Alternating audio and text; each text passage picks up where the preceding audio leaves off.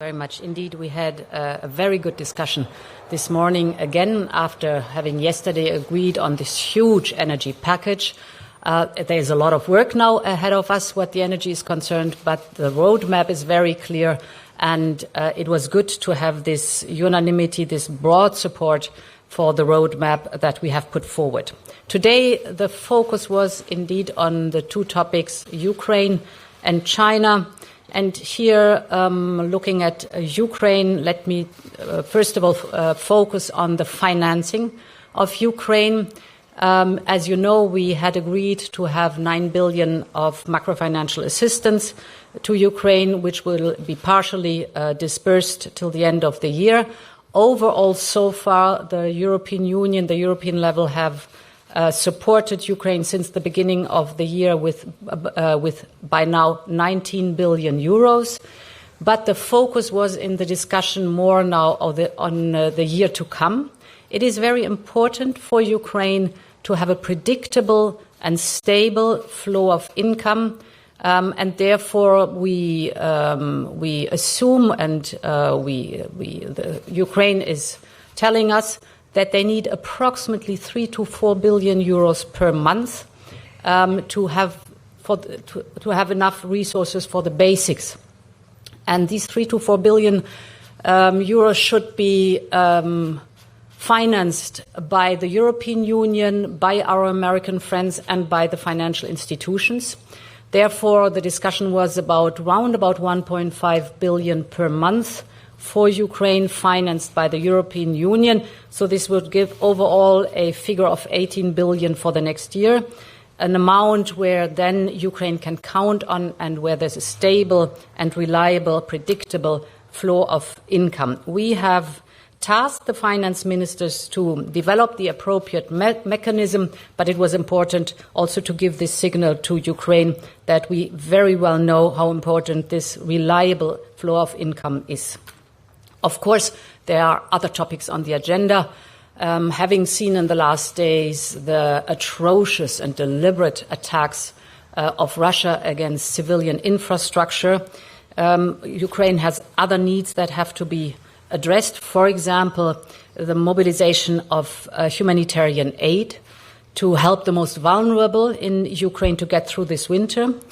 In particular, the more than 11 million internally displaced people by now who need support, who need access to water, electricity, heating, who need shelter.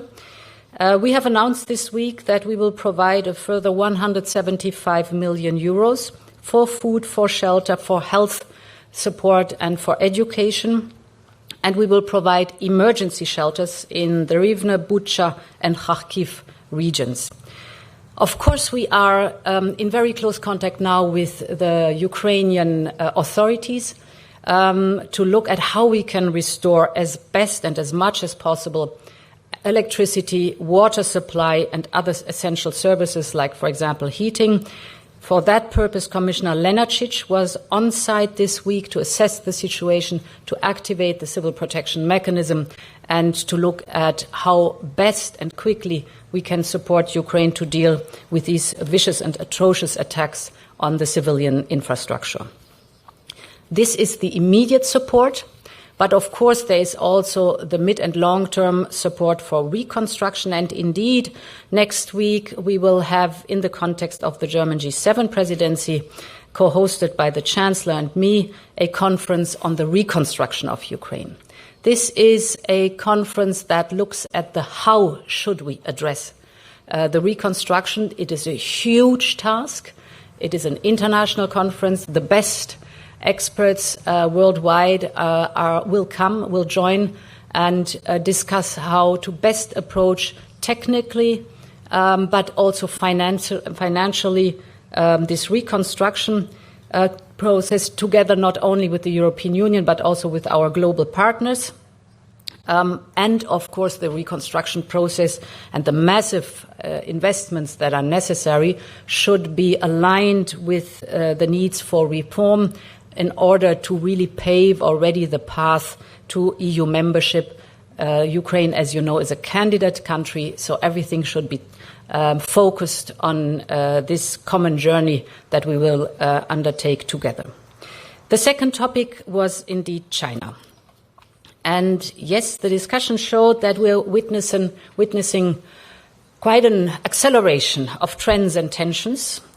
It was very clear from the Congress that we've seen that President Xi is continuing to reinforcing the very assertive and self-reliant course China has taken. And clearly, China is continuing a mission to establish its dominance in East Asia and its influence globally. And at the same time, we have been witnessing, you will recall that in February, the so-called agreement on no limits partnership between Russia and China right before the invasion in Ukraine. So these developments will affect the EU-China relationship. The Chinese system is fundamentally different from ours, and we are aware of the nature of the rivalry. And against this backdrop, we had a very good strategic discussion on our relationship with China. Obviously, we have to be very vigilant when it comes to dependencies, and we've learned our lesson what the overdependency on fossil fuels from Russia is concerned and how tough but necessary it is to get rid of this dependency.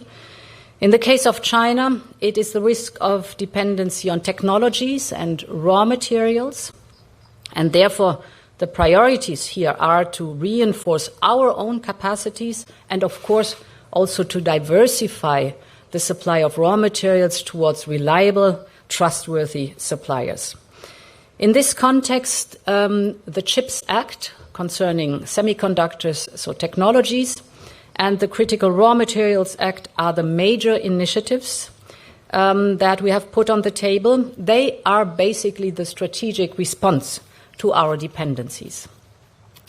But so are also the free trade agreements and raw material partnerships that we are working on with other countries, in other words, with reliable partners.